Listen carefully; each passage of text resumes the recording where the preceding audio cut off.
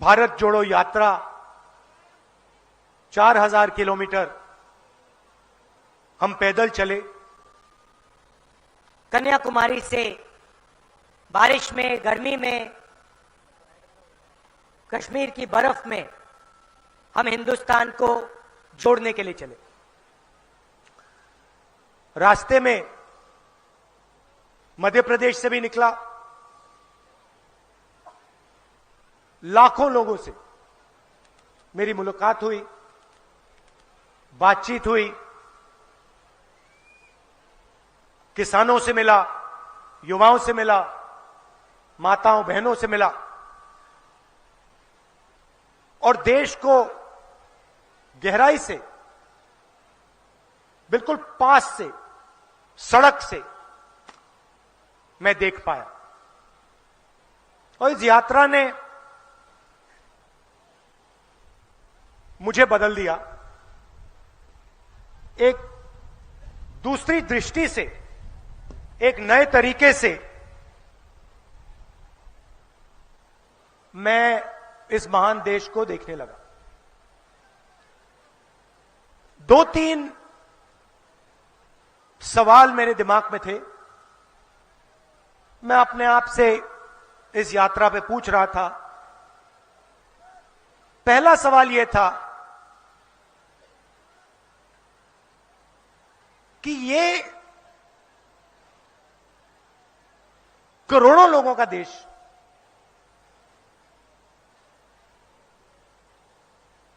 लाखों करोड़ों युवा हैं, इतनी ऊर्जा है, इतना डायनामिज्म है, इतनी शक्ति है, मगर इन युवाओं को रोजगार क्यों नहीं मिल रहा? जहां भी मैं गया, किसी भी युवा से मैं पूछता, भाई क्या कर रहे हो? काम नहीं है, बेरोजगार हूं। क्या पढ़े? इंजीनियर बनना चाहता था, इंजीनियरिंग मैंने की। डॉक्टर बनना चाहता था, मेडिकल पढ़ाई की। आज क्या कर रहे हो? डॉक्टर बने, इंजीनियर बने, लॉयर बने, चुप हो जाते थे, मुंह से कुछ निकलता ही नहीं था। और फिर कहते थे नहीं राहुल जी बेरोजगार है। तो मेरे दिल में, दिमाग में यह सवाल उठा कि इतने लोग बेरोजगार क्यों हैं? इसका कारण क्या है? पहले मैंने सोचा था, जब मैं निकला, मीडिया को आप देखो तो लगता है कि देश के लोग नफरत से भरे हुए हैं, मगर जब मैं निकला नफरत मुझे कहीं नहीं मिली।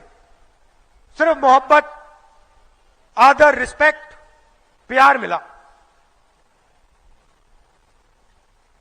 मैंने नारा दिया, नफरत के बाजार में मोहब्बत की दुकान खोल रहे हैं। तो सबसे बड़ा सवाल हमारे सामने। और अच्छा, एक और बात, जब मैं युवाओं से मिलता था, बेरोजगार युवाओं से मिलता था, तो मैं उनसे सवाल पूछता था, भाई आपकी जात क्या है?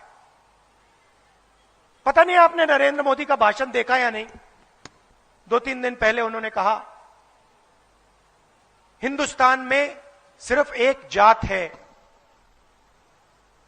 वो है गरीब। सुना होगा आपने।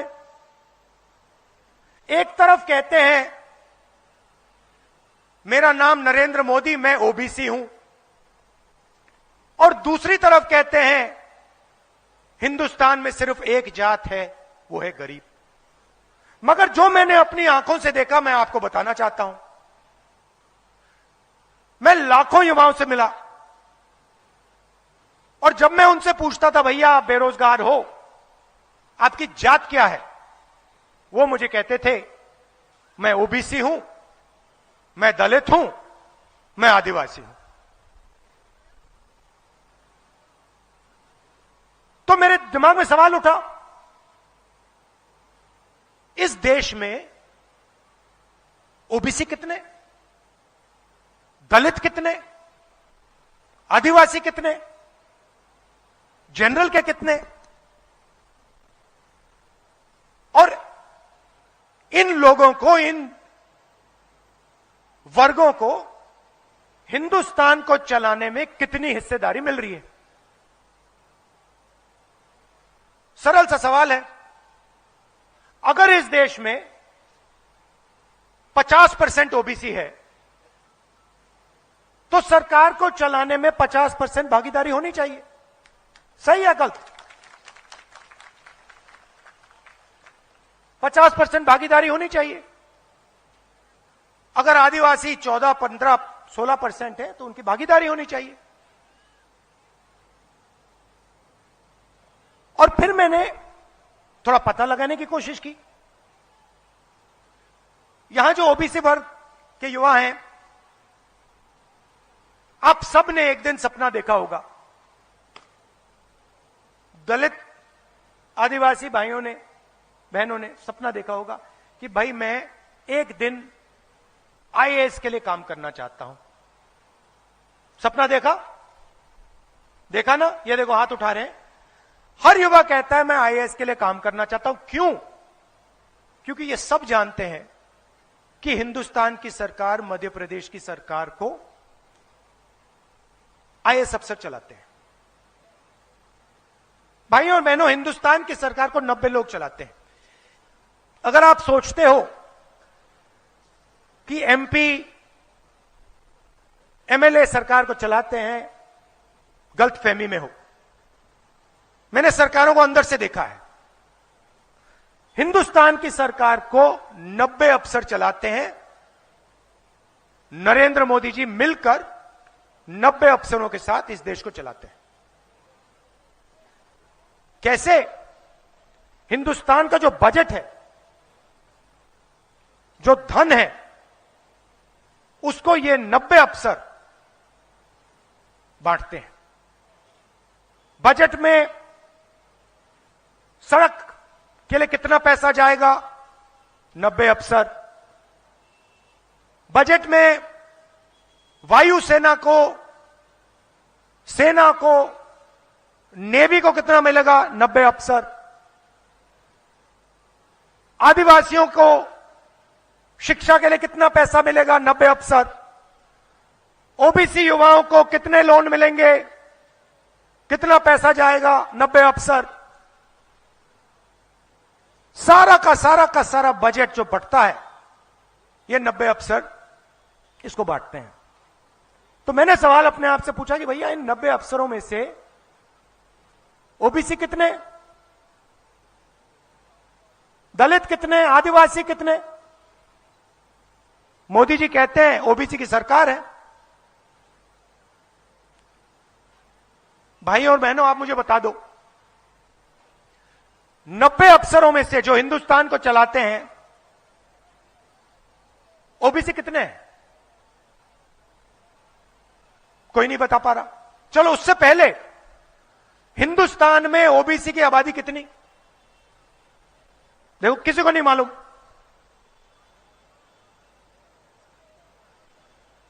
हिंदुस्तान में ओबीसी की आबादी कितनी, किसी को नहीं मालूम।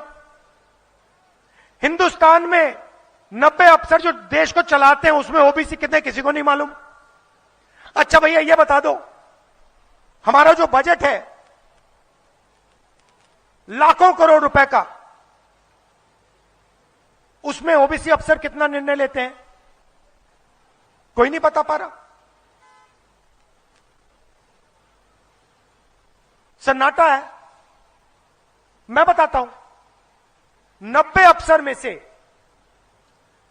3 अफसर ओबीसी वर्ग के हैं। और अगर हिंदुस्तान का बजट 100 रुपए का हो तो ओबीसी वर्ग के अफसर 5 रुपए का निर्णय लेते हैं। अब आप मुझे बताओ, अगर 90 में से 3 अफसर निर्णय ले रहे हैं और ओबीसी वर्ग सिर्फ बजट के 5% पर निर्णय ले रहा है, तो आप मुझे समझा दो कि ओबीसी वर्ग की शिक्षा के पैसे कहां से आएंगे, कैसे आएंगे, कब आएंगे। आप मुझे समझा दो ओबीसी वर्ग की प्रगति कैसे होगी। जो देश को चला रहे हैं उसमें आपका एक आदमी नहीं है। अच्छा, ओबीसी की बात की, आदिवासियों की बात करता हूं। अगर हिंदुस्तान के बजट में 100 रुपए खर्च होते हैं तो 5 रुपए ओबीसी वर्ग के अफसर निर्णय लेते हैं। भाई और बहनों, आदिवासी वर्ग के अफसर सिर्फ 0.1% डिसीजन लेते हैं। मतलब अगर हिंदुस्तान का बजट 100 रुपए का हुआ तो आदिवासी अफसर 10 पैसे का निर्णय लेते हैं। अब जैसे ही मुझे यह बात समझ आई, मैंने इलाज निकाला। मैंने कहा देखिए, सबसे पहला कदम यह है कि इस देश में ओबीसी कितने, दलित कितने, आदिवासी कितने, यह हमें पहले पता लगाना पड़ेगा। पता लगाने का तरीका जाति जनगणना। जाति जनगणना के बाद पूरे देश को पता लग जाएगा कि भैया इस देश में ओबीसी इतने, दलित इतने, आदिवासी इतने, और फिर सब वर्ग को सरकार चलाने में भागीदारी मिल सकेगी। ओबीसी युवा आज भटकता है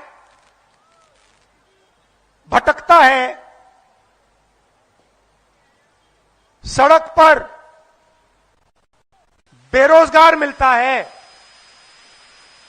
इसका कारण कि सरकार को चलाने में आपकी कोई भागीदारी नहीं है। अगर आपको सरकार चलाने में भागीदारी होती, आपके लोग यहां बेरोजगार नहीं दिखाई देते। मैं छोटा सा उदाहरण देता हूं। छत्तीसगढ़ में हमने निर्णय लिया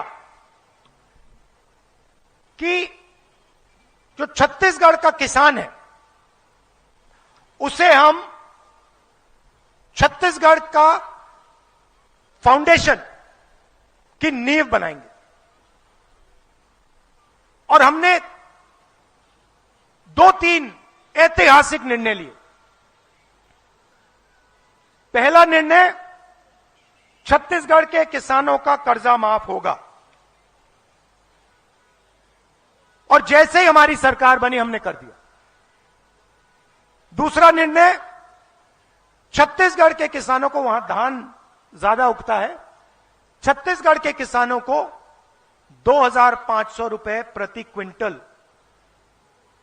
धान के लिए मिलेगा और वो बढ़ता जाएगा, वो रुकेगा नहीं।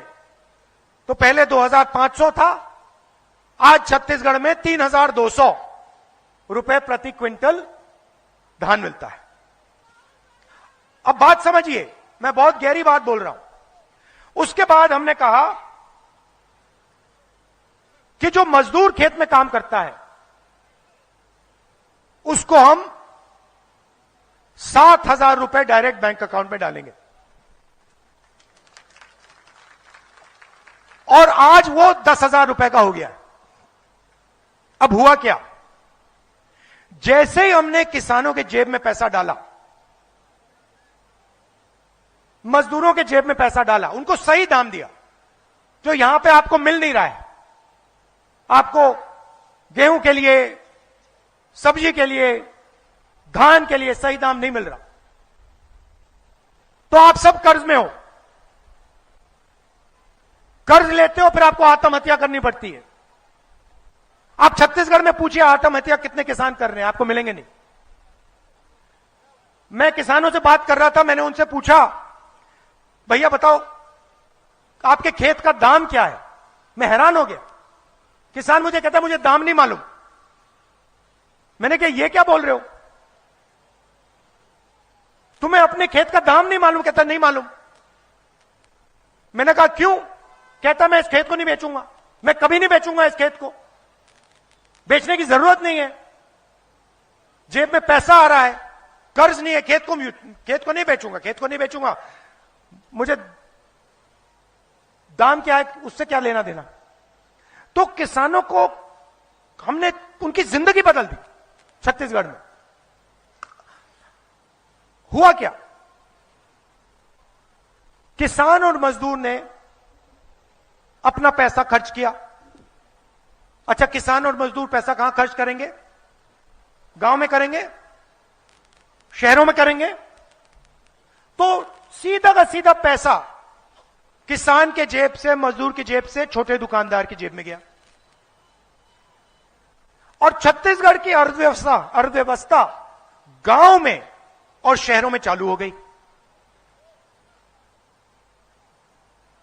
अब बीजेपी दूसरी तरीके की सरकार चलाती है, किसानों से पैसा छीनते हैं।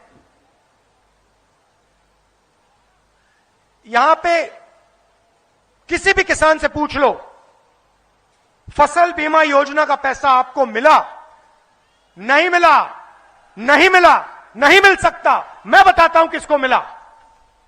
भाइयों और बहनों अच्छी तरह सुनिए,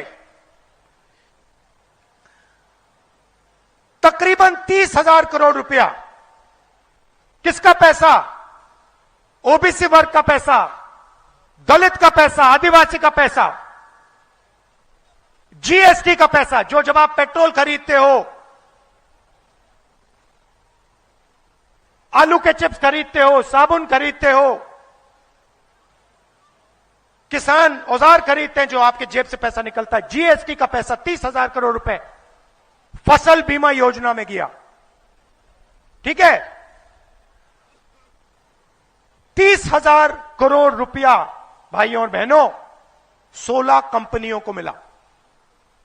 उन कंपनियों में ना एक ओबीसी है, ना एक दलित है, ना एक आदिवासी है। बात समझो, आपका पैसा, जीएसटी का पैसा, ये जो युवा ओबीसी युवा खड़े हैं, आपका पैसा आपके जेब में से निकला। आपको कहा गया प्रधानमंत्री फसल बीमा योजना लाएंगे आपके लिए। क्या होगा, तूफान आएगा, खेत का नुकसान होगा, आपको बीमा मिलेगा। आपने अपने पैसे भी डाल दिए उसमें। एक तरफ जीएसटी से आपका पैसा गया तकरीबन 25,000 करोड़ रुपया, दूसरी तरफ आपने डाल दिया तकरीबन 3,000-4,000 करोड़ रुपया आपका गया। कहां गया, 16 कंपनी में। मैंने पता लगाया, 16 कंपनी की मैनेजमेंट में आपको एक ओबीसी नहीं मिलेगा, एक दलित नहीं मिलेगा, एक आदिवासी नहीं मिलेगा। तो हुआ क्या, आपके जेब में से पैसा गया, और जब आपको जरूरत पड़ी, जब ओबीसी किसान का नुकसान हुआ, उन्होंने आपको कहा भैया ईमेल कर देना, टेलीफोन मार देना। और जब आप ईमेल करते हो, वहां पर जवाब आता है भैया यहां पे तो ईमेल ही नहीं है। टेलीफोन करते हो, कहते भैया टेलीफोन हम नहीं जानते, तुम्हारे खेत को तो नुकसान ही नहीं हुआ। तो ओबीसी से, दलित से, आदिवासी से पैसा निकला, 16 कंपनी वालों को पहुंच गया। प्राइवेटाइजेशन की बात होती है, कहते नरेंद्र मोदी कहते हैं सारा प्राइवेट कर दो।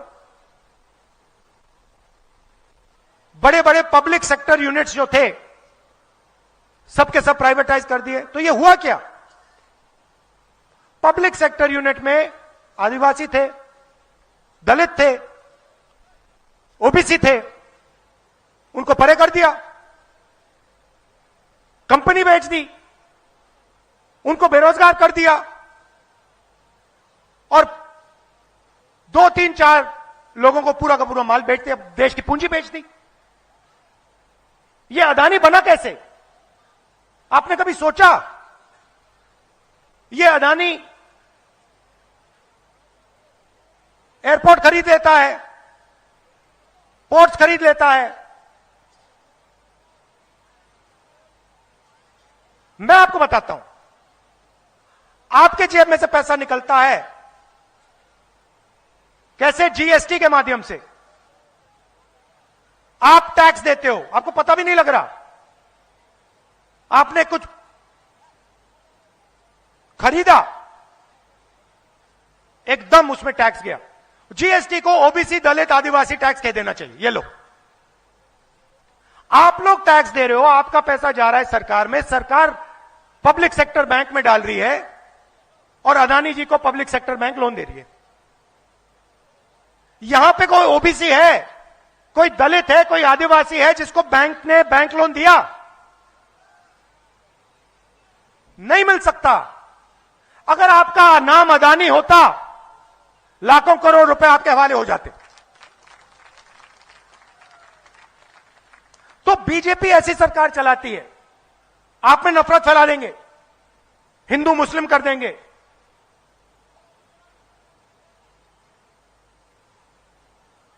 एक जात को दूसरी जात से लड़ा देंगे और फिर आप जीएसटी में पैसा डालोगे। जैसे ही आपने अपने स्कूटर में, मोटरसाइकिल में पेट्रोल डाला ना, अदानी जी के जेब में सीधा पैसा जाता है, डायरेक्ट। तो दो सरकारें चल सकती हैं। एक सरकार जो किसानों की, मजदूरों की, छोटे दुकानदारों की रक्षा करती है, और दूसरी सरकार जो अरबपतियों की रक्षा करती है। किसानों को आपने पैसा दिया, मजदूरों को आपने पैसा दिया, वो गांव में उसको खर्च करेगा, शहर में उसको खर्च करेगा, छोटे दुकानदार को फायदा होगा। आपने अदानी जी को पैसा दिया, अमेरिका में खर्च करेगा। किसी बड़े कॉन्ट्रैक्टर को आपने पैसा दिया, यहां थोड़ी खर्च करेगा, वो जाके दुबई में खरीदेगा, माल बड़ा बड़ा सा घर खरीदेगा, आपका पैसा यहां से दुबई पहुंच जाएगा। तो सबसे पहला कदम, अगर बेरोजगारी से लड़ना है, सबसे पहला कदम जाति जनगणना है, जिसको मैं एक्सरे कहता हूं। मैं एक्सरे कहता हूं कि भैया देखो, किसी को चोट लगती है, किसी को चोट लगती है, हम कहते हैं या भैया चोट लग गई, जाओ पता लगाओ, अस्पताल जाओ, पता लगाओ हड्डी टूटी या नहीं। व्यक्ति अस्पताल जाता है, एक्सरे लेता है, डॉक्टर कहता है हाँ भैया हड्डी टूटी हुई है। अब हमें सबको मालूम है, पूरे देश को मालूम है कि ओबीसी को, दलित को, आदिवासी को जबरदस्त दर्द हो रहा है। बेरोजगारी है, महंगाई है। तो अब सवाल यह है भैया दर्द क्यों हो रहा है? एक्सरे जाति जनगणना। जिस दिन जाति जनगणना हो जाए, उस दिन मध्य प्रदेश के हर ओबीसी को पता लग जाएगा कि भैया मेरे 50%, 60% आबादी है, मेरे 60% अगर आबादी है, 50% आबादी है, तो हिस्सेदारी क्यों नहीं है? मैं बेरोजगार क्यों हूं? अब जब मैं ये बात उठाता हूं, नरेंद्र मोदी कुछ कहते नहीं। मैं कहता हूं नरेंद्र मोदी से, कहता हूं नरेंद्र मोदी जी आप एक काम कीजिए, जाति जनगणना कर दीजिए, ओबीसी युवाओं को बता दीजिए ओबीसी कितने, आदिवासियों को बता दीजिए आदिवासी कितने, दलितों को बता दीजिए दलित कितने। फिर वो जो 90% की बात है उसको ठीक करते हैं। नरेंद्र मोदी जी कहते हैं भैया जात तो है ही नहीं, ओबीसी जात तो है ही नहीं। अपने आप को ओबीसी कहते हैं, मगर फिर कहते हैं जब जाति जनगणना की बात आती है कहते हैं भैया जात तो एक ही है, गरीब है हिंदुस्तान में। और मैं जहां कन्याकुमारी से कश्मीर गया, मुझे गरीब में कौन दिख रहा है? ओबीसी, दलित, आदिवासी।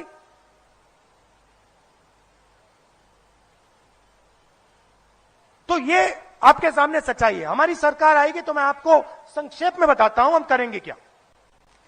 सबसे पहले जैसे हमने छत्तीसगढ़ में किसान को, मजदूर को, छोटे दुकानदार को प्रदेश की नींव बनाई, वो हम यहां पे आपके लिए कर डालेंगे। मतलब किसान को, मजदूर को प्रोटेक्शन होगी, सही रेट मिलेगा, कर्जा माफ की जरूरत होगी तो कर्जा माफ हो जाएगा। क्योंकि हम जानते हैं जब तक किसान और मजदूर मजबूत नहीं होगा तब तक छोटा दुकानदार, छोटा बिजनेस वाला मजबूत नहीं होगा, और जब तक छोटा बिजनेस वाला मजबूत नहीं होगा तब तक रोजगार नहीं मिल सकता। पूरा का पूरा कनेक्टेड है। आपने मध्य प्रदेश में किसान और मजदूर को मजबूत कर दिया, छोटा दुकानदार, छोटा व्यापारी मजबूत हो जाएगा, और उसके बाद एकदम रोजगार पैदा हो जाएगा। तो हम पहला काम किसान के लिए करेंगे, 27 लाख किसानों के लिए हम कर्जा माफ करने जा रहे हैं। मध्य प्रदेश के लिए 100 यूनिट बिजली 100 रुपए के लिए देने जा रहे हैं।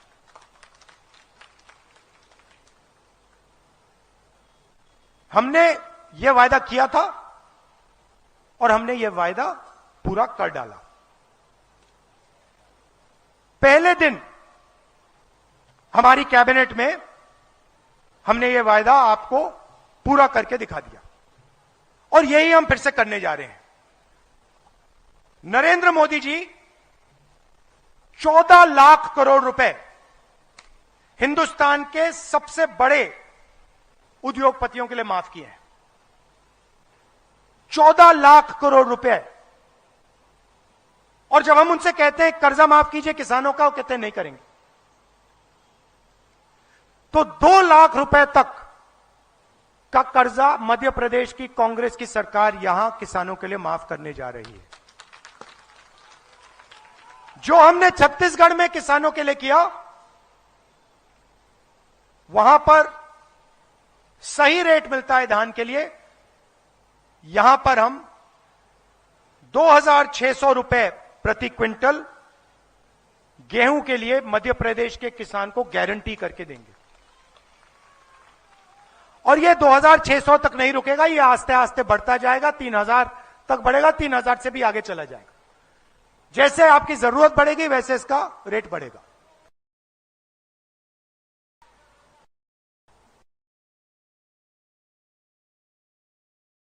हम मध्य प्रदेश के किसान को गारंटी करेंगे 2500 रुपए प्रति क्विंटल आपको मिलेगा। जैसे ही यह काम होगा वैसे आपके गांव में, आपके छोटे छोटे कस्बों में पैसा आना शुरू हो जाएगा और आपकी अर्थव्यवस्था बदल जाएगी। हमारी सरकार गरीबों के लिए काम करती है। आप छत्तीसगढ़ जाओ, राजस्थान जाओ, कर्नाटक जाओ और पूछो, राजस्थान में हिंदुस्तान का सबसे अच्छा स्वास्थ्य का सिस्टम है। वहां पे आपको कोई भी ऑपरेशन करवाना हो, दिल का दौरा पड़े, कैंसर हो जाए, कोई भी ऑपरेशन करवाना हो, फ्री में आपका वहां पे ऑपरेशन होता है राजस्थान के लोगों का। छत्तीसगढ़ में मैंने आपको समझाया कि हमने किसानों को प्रदेश की नींव, प्रदेश का फाउंडेशन बना दिया। कर्नाटक में हिंदुस्तान का सबसे अच्छा सोशल सिस्टम, गरीबों की रक्षा करने का सिस्टम, हर महीने 2000 रुपए महिलाओं को। कर्नाटक में कर्नाटक की महिलाएं, सुनिए मजे की बात सुनिए, कर्नाटक में कर्नाटक की महिलाएं बस में मुफ्त में घूमती हैं, एक पैसा नहीं देना पड़ता पूरे प्रदेश में।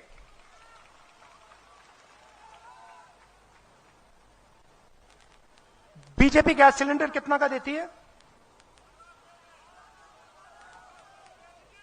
1200 की देती है ना।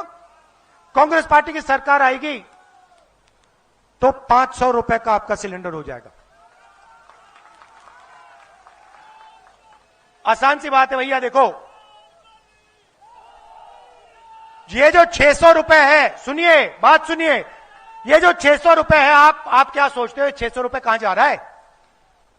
हम आपको 500 रुपए का गैस सिलेंडर देंगे, हम तेलंगाना में दे रहे हैं, कर्नाटक में दे रहे हैं, हम आपको 500 रुपए का दे रहे हैं, वो आपको 1100 का देते हैं, तो 600 कहां जाएंगे आपको मालूम है? 600 रुपए उनके कहां जाते हैं आपको मालूम है? उनके उद्योगपति दोस्त के जेब में जाते हैं। तो यह सच्चाई है। नरेंद्र मोदी कहते हैं कि कांग्रेस पार्टी गरीबों की मदद नहीं करती। मनरेगा हम लाए,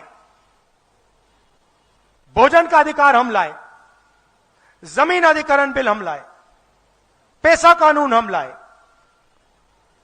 मुझे आप बता दो गरीबों के लिए उन्होंने क्या किया पिछले 10 साल में? एक योजना दे दो मुझे,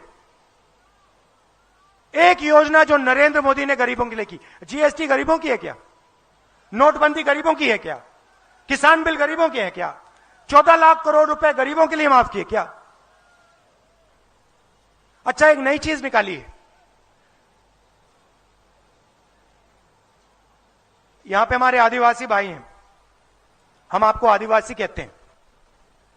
आप जानते हो हम आपको आदिवासी क्यों कहते हैं? आदिवासी का मतलब हिंदुस्तान की जमीन का पहला और असली मालिक। आदिवासी का यह मतलब है।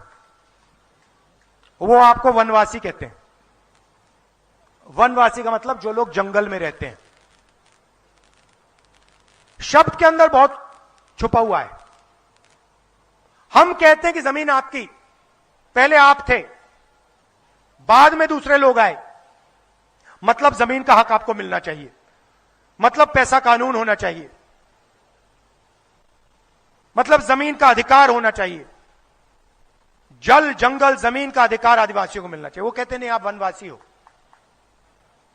वनवासी का मतलब आप तो जंगल में रहते हो। भाइयों और बहनों, आपने बीजेपी के कभी किसी नेता को जानवर पर पेशाब करते हुए देखा है? किसी कुत्ते पर बीजेपी के नेता को पेशाब करते हुए देखा है आपने? नहीं देखा ना। मगर मैंने अपनी आंखों से बीजेपी के नेताओं को एक आदिवासी युवा के चेहरे पर पेशाब करते हुए देखा। तो जो वो जानवरों से नहीं करते हैं, वो हमारे आदिवासी भाइयों के साथ करते हैं। और वो चाहते हैं कि आप जंगल में रहो, आप जंगल में रहो। जल उनका, जमीन उनकी, जंगल उनका। आस्ते आस्ते जंगल कम होता जा रहा है। 15 साल में आपसे कहेंगे भैया जंगल खत्म हो गया, चलो सड़कों पे जाके भीख मांगो। हम कहते नहीं, आदिवासी हो, पहले मालिक हो। आपके बच्चे जो सपना देखना चाहते हैं वो सपना हम पूरा करने की कोशिश करेंगे। बीजेपी के नेता कहते हैं, आप सबसे कहते हैं, आप सबसे कहते हैं, यहां जो ओबीसी युवा खड़े हैं आपसे कहते हैं, नहीं मजे की बात सुनो, सबके सब ओबीसी युवा जो यहां हैं, दलित युवा हैं, आदिवासी युवा हैं, आप सबसे कहते हैं भैया एक बात करो, देखो हिंदी सीखो, अंग्रेजी मत सीखना, हिंदी सीखो। आप एक काम करो, किसी भी बीजेपी के नेता के पास चले जाओ। वो जो है, क्या नाम है उसका, जो वीडियो आया जिसका, जो तोमर, वो जो वीडियो पे मतलब करोड़ों रुपए की बात कर रहा है, तोमर जी का लड़का, भ्रष्ट। किसी भी ओबीसी बीजेपी के नेता से पूछो, भैया एक बात बताओ, तुम अपने बच्चों को हिंदी मीडियम में भेजते हो या अंग्रेजी मीडियम में भेजते हो? अंग्रेजी में तो अपने बच्चों को अंग्रेजी सिखाते हैं और आपसे कहते भैया अंग्रेजी गलती से भी मत सीख लेना। मैं बताता हूं क्यों। क्योंकि अगर आप अंग्रेजी नहीं सीखोगे तो आप ग्लोबलाइज दुनिया में, इंटरनेट वाली दुनिया में, फेसबुक वाली दुनिया में सफलता नहीं प्राप्त कर पाओगे। वो चाहते हैं कि सबसे अच्छी नौकरियां, सबसे अच्छी पोजीशन उनके बच्चों को मिले। और जो देश का ओबीसी वर्ग है, दलित वर्ग है, आदिवासी वर्ग है, वो सड़कों पे बेरोजगार रहे, मजदूर बने। हिंदी की जगह है। मध्य प्रदेश में, उत्तर प्रदेश में, दिल्ली में किसी से बात करनी हो, व्यापार करना हो, हिंदी का प्रयोग कीजिए, हिंदी सीखिए, मना नहीं कर रहा हूं। जितनी हिंदी सीखोगे अच्छा है। मगर अगर आपके बच्चे किसी विदेशी कंपनी से व्यापार करना चाहें, कॉल सेंटर में काम करना चाहें, स्टार्टअप का बिजनेस शुरू करना चाहें, तो अंग्रेजी की जरूरत है। छत्तीसगढ़ में अंग्रेजी स्कूल का हमने जाल बिछा दिया पूरे प्रदेश में। High quality school, private school से अच्छे। अगर आपको अंग्रेजी सीखनी है छत्तीसगढ़ में, सरकारी स्कूल में ज्यादा अच्छी अंग्रेजी सिखाई जाती है प्राइवेट स्कूल से।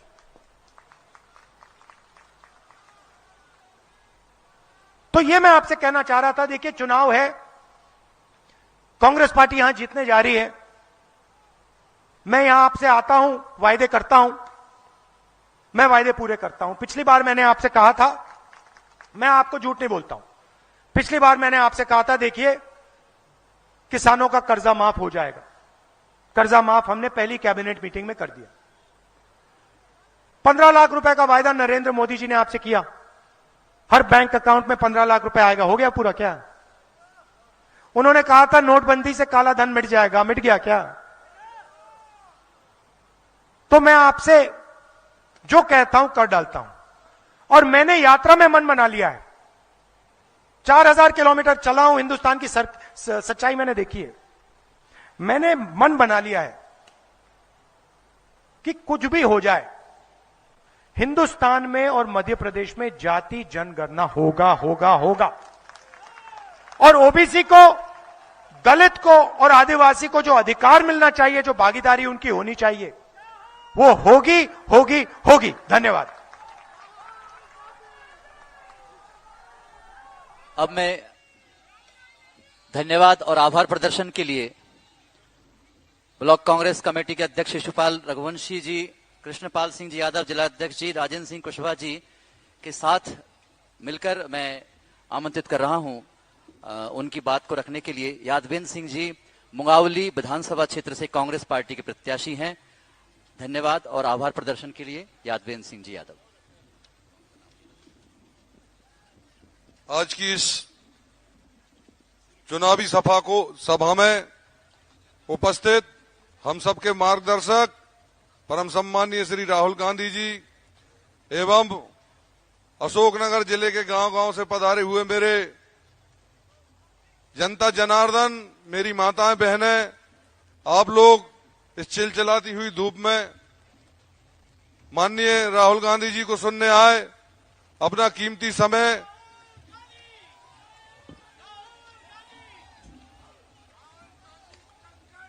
के साथ मैं आप सभी का आभार व्यक्त करता हूं। धन्यवाद।